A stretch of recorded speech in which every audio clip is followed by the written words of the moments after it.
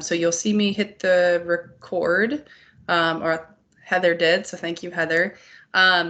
So starting us off, my name is Jenna Bowman. I'm the city's Strategic Communication and Engagement Director. Again, thank you for joining us this evening on this important topic, redistricting. As you can tell by the title of our session today, it's really the redistricting information session. Heather will talk about the timeline and the various components included with the redistricting process as she moves through the presentation. So just a couple of things as we kick off. As I'm sure many of you know, the 2020 census was delayed due to the pandemic. So we received our data in August. It's usually released in April. So we, like many other communities and across this country, have quickly been trying to work and looking at that data and making sure what data we do have is made available as well. In addition, Rochester had a significant amount of growth since 2010 with 13.6%, which is outpacing the state of Minnesota, which grew about 7.6%.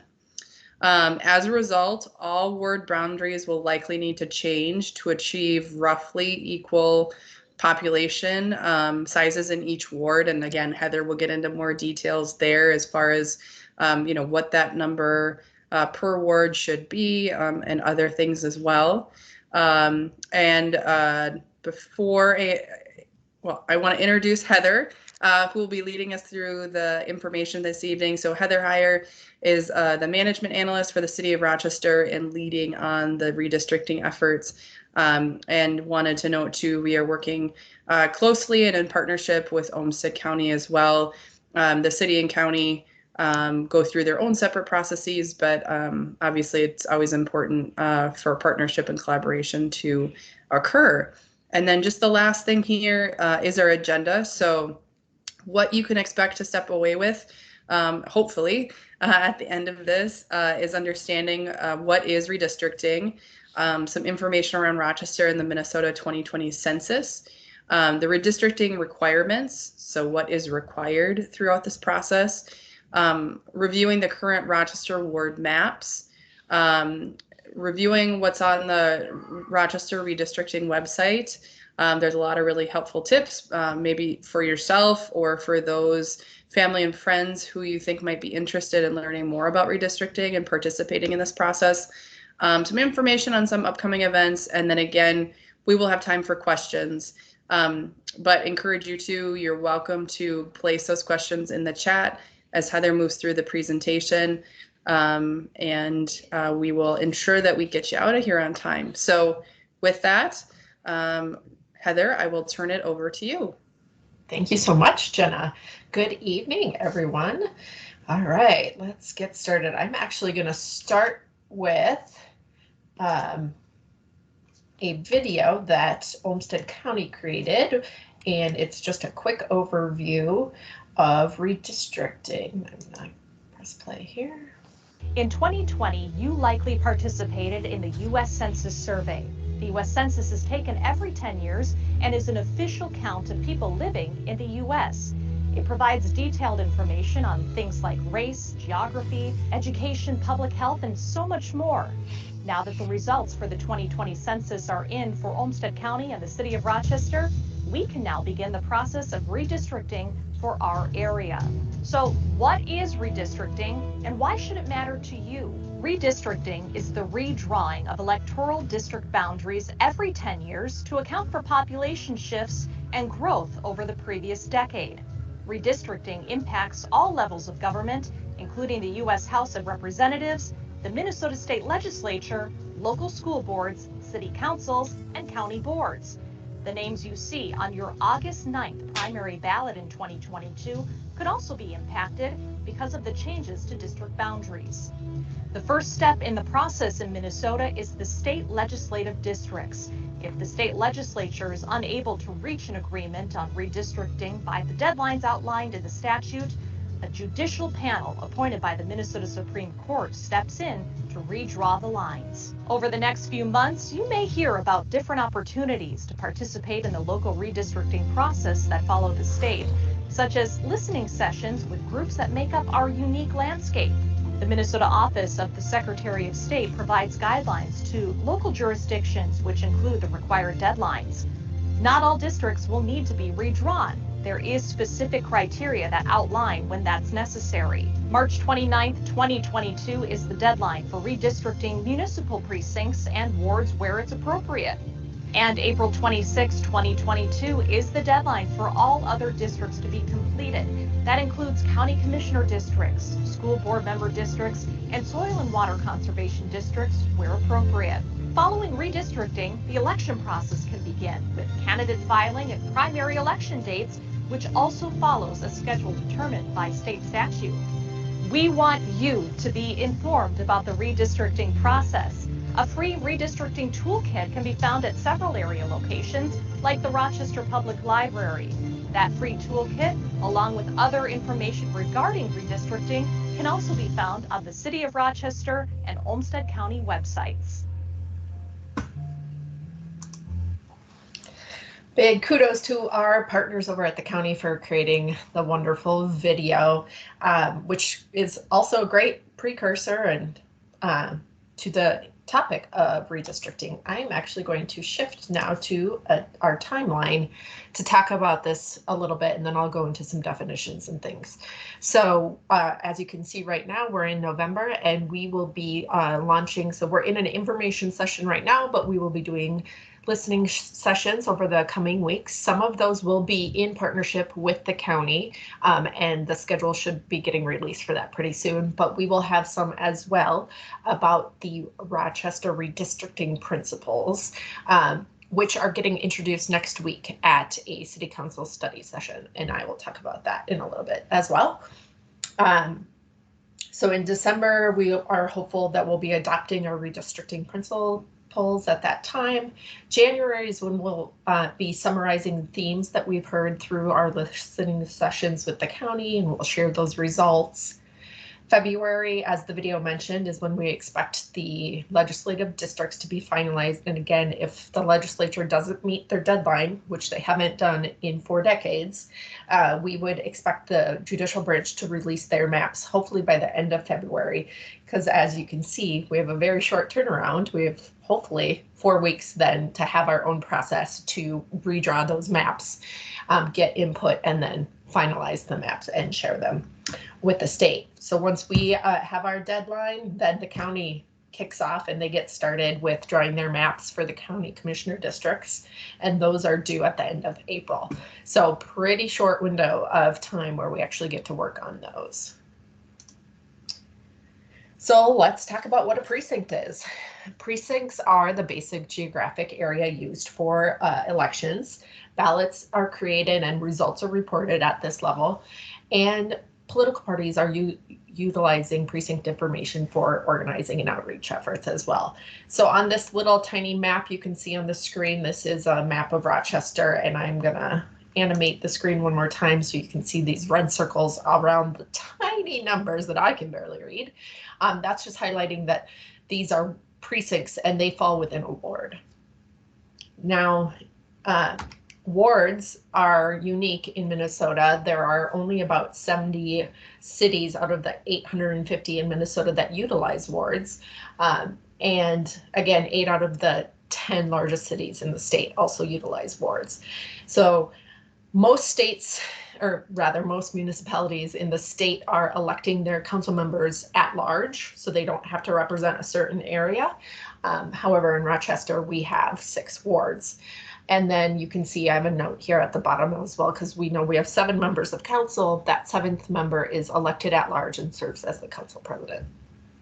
And then to the right of the screen, you can see a map of the Rochester wards as they currently are, and we'll look at that here in a minute more closely. So just a quick review about the Rochester and Minnesota census data. As was mentioned in the introduction, Rochester grew at about 13.6%, which is really fast, and again outpaced the state at 7.6%. So that was an increase of about 14,000 people from 2010.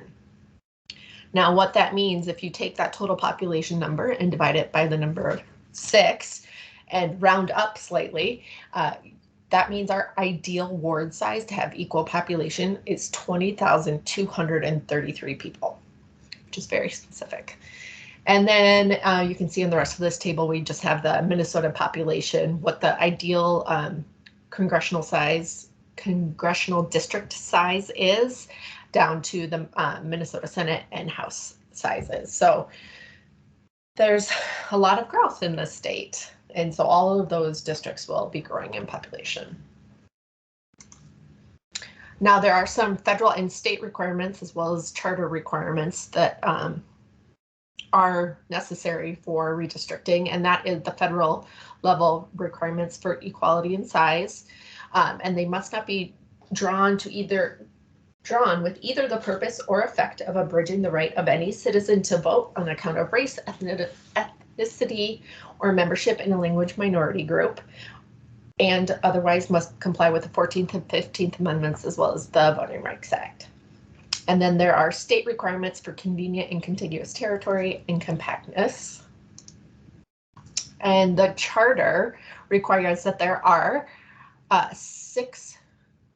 Oh, did I stop sharing my screen? I think. Okay, hang on 1 second. There are 6 wards. That's a requirement in the Rochester charter. Heather, we're still seeing. Okay, just me. Yes. Okay. Thanks for everyone's patience. Yep. Okay, we're seeing the slides again. Yes. Okay, awesome. 6 wards, that they are compact, contiguous territory and shall contain nearly as practical an equal population. And then wherever possible, the ward boundaries shall follow the center lines of streets, avenues, alleys, and boulevards, and shall run due east and west and north and south. All right. So here we go with the current Rochester ward maps. So this is the total, the current maps as they stand with what the population was for each ward in 2010 on this left side of the legend. And I'll go into these in detail because I'll show each ward boundary closer up. But the population for 2010 is on the left side. The middle has the 2020 population and then the percent change. So we know overall we had about 13.6% growth, but Ward 1 and Ward 3 had the most growth with 24.7 and 24.1% respectively. So Rochester Ward 1 is the southernmost part of Rochester, and the current council member is Patrick Keene. The population as of 2020 was 22,017 with a growth of 24.7% since 2010. Ward 2 is currently represented by Mark Bransford. It is the central west side of Rochester. The population is currently 19,328 with a growth of 7.8% since 2010. All right. Ward 3 is currently represented by council member Nick Campion. The current population is 22,051 with a growth of 24.1% since 2010. And it is the northwest side of Rochester. I didn't say that already. All right, Ward 4 is currently represented by Kelly Ray Kirkpatrick. It is the central east side of Rochester, including a good portion of downtown. The population is currently 19,224, and there's been a growth of 8.2% since 2010. Rochester Ward 5 is currently represented by Council Member Sean Palmer, and it is the northeast side of Rochester. The current population is 19,779, and there's been a growth of 11.5% since 2010. Heather, if you just want to stop real quick, we have an attendee who's shared the slides are not changing for them. So I was just looking to get, we should be on Rochester Ward 6. Is anyone else having issues and not seeing Rochester Ward 6, or Paul, has it cleared up for you?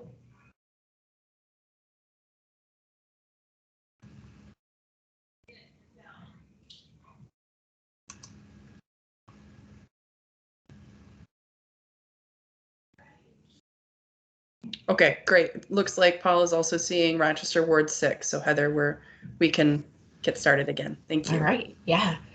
All right, so let's see, Ward 6 is currently represented by Councilmember Molly Dennis. It is the, oh my goodness, northeast corner? Yes, northeast corner. The population is 18,983 and it has had a 5.9% growth since 2010.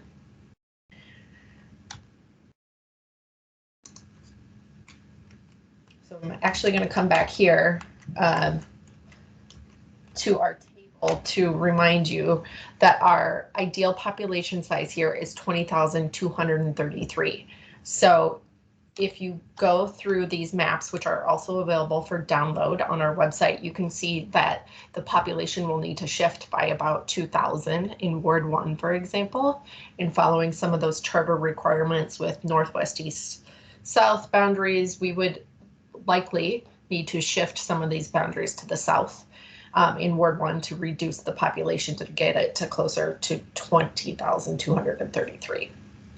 And I'll show you where you can download these lovely maps in a second. I'm going to open our website and just give a brief review. So we have this ticker screen up at the top of our website, which is where our current events, I would say, are located. So upcoming events or press releases will kind of live in this space. So these will be updated with new information as it becomes available. And then we just go through a quick overview. We've got the timeline graphic, which I showed in the presentation. And then we have our events also listed in this tab. This includes our historical events with recordings as well as upcoming events. So we will be adding as we get our listening schedules finalized. Those will be on this page. You can find them here and they'll be on the ticker up at the top of the page as well. So this is where I mentioned you are able to see these maps and download. So this is just a graphic in the page, but if you want to download the specific ward maps, they're available if you scroll down slightly on this page under the header of maps. And then the video we showed at the beginning mentioned that we will be having redistricting toolkits available. So they aren't quite ready yet, but we're getting closer and closer. And what we imagine this to be, there will be a digital version, which you'll be able to access through our website, and a physical version that you can pick up. We'll have copies available at the library, for example, and it will include the requirements that are necessary for redistricting when you're drawing boundary lines, as well as the current ward maps and a blank map for you to be able to redraw lines and show us what you think we should be considering as we embark on this endeavor. And in that toolkit as well will be a really short survey, and it is a joint survey with the county, since residents of Rochester are also residents of Olmsted, so we'll be sharing feedback with the county as well. But one thing that we will be asking about is communities of interest. Now, this is a topic that has been around in the redistricting world for a while, but is getting a lot of attention in this cycle. And the definition varies based on who you're talking to. And I think where we've kind of landed internally is a community of interest refers to a group of people with a common set of concerns that may be affected by legislation. Examples can include ethnic, racial, social, and economic groups, for example. So in this context, if you're looking at wards in Rochester, it might be a neighborhood that has a specific interest that should be kept together. So our brief survey that we'll have in the toolkit will ask for feedback on that, and please let us know if there's a community of interest that we should be keeping together that we need to be aware of. And then we also have a link to a bunch of helpful resources. The county's video is embedded here as well. So we just have several Minnesota resources that are available, as well as the National Conference of State Legislatures page, which has got tons of great information about all the states because everybody's process is so different. And then this FAQ portion at the bottom of the page here is a lot of the information that I just went through with all of you, just some definitions, etc.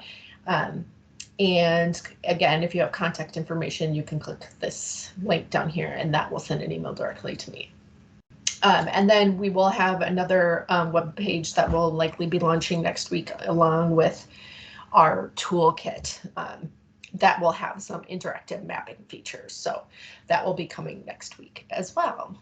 And I am gonna stop sharing for a second so I can pop back over to the presentation. Pull that back up. Okay. So I have our website listed here, rochestermn.gov/redistricting, as well as Olmsted counties, and there's this olmstedcounty.gov/redistricting, and they also have tons of great information on their site.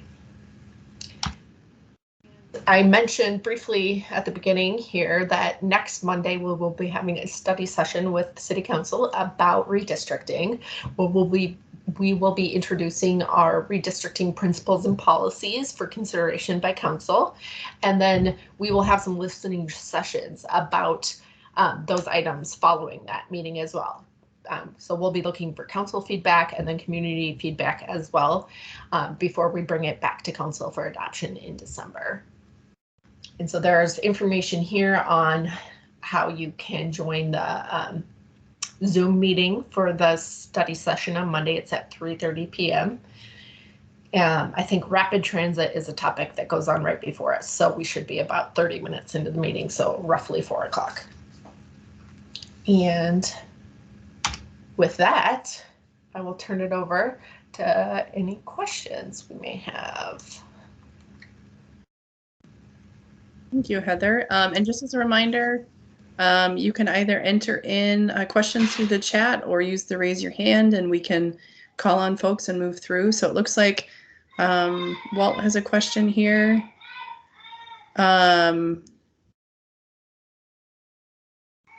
Yes, thank you, Walt.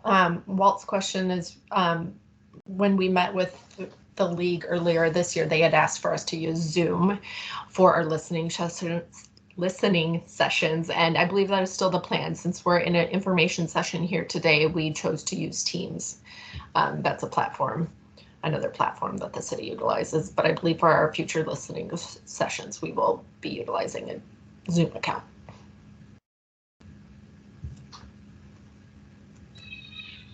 Any other questions? I'm sorry if you hear my children in the background, the joys of being at home. Any other questions we can get answered for you this evening?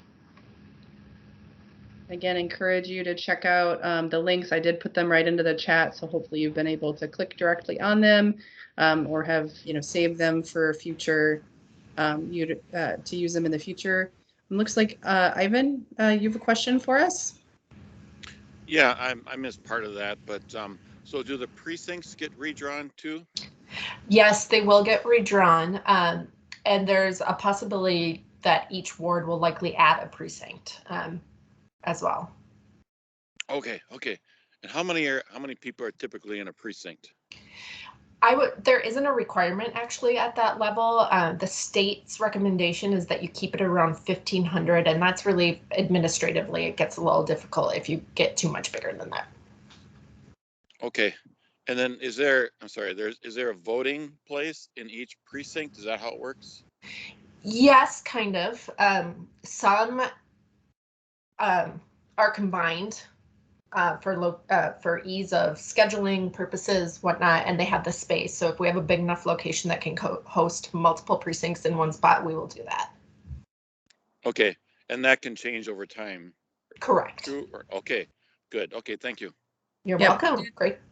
We did see that happen in Rochester, especially with the pandemic and trying to be responsive of having enough space to social distance for voters as well as for the election judges. So I know that that was something we saw here in the last election, just in response to that. Other questions from any of our attendees this evening?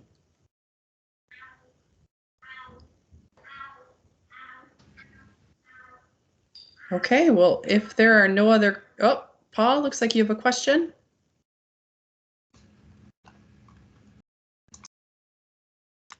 Just a reminder to unmute. You'll find that up near the top part where you found the raise the hand. There we go.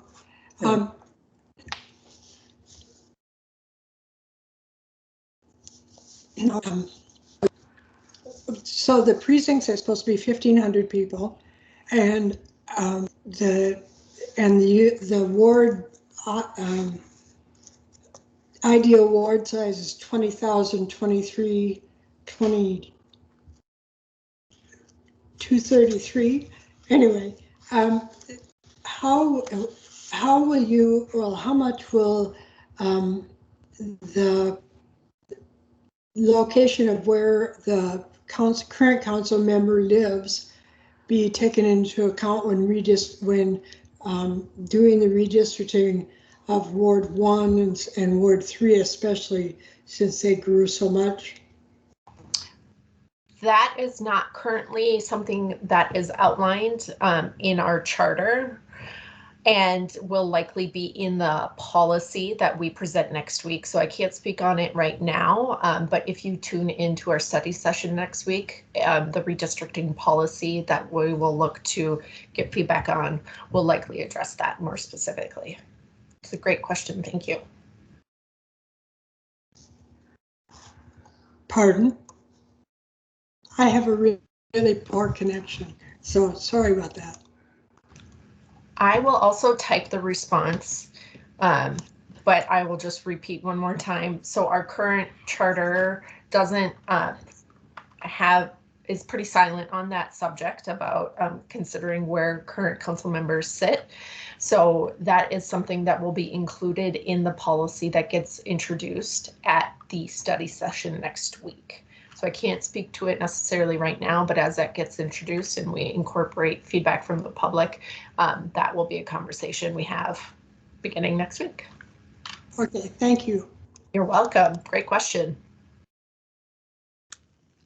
All right, any final questions before we wrap up tonight? Well, seeing none, thank you to Heather for the great presentation and information. You'll find Heather's contact information on the website, so if you should have questions, both her phone and email are there. Otherwise, you can always reach out to the main city phone number and they can connect you with Heather. Encourage everyone to stay involved and connected with the process.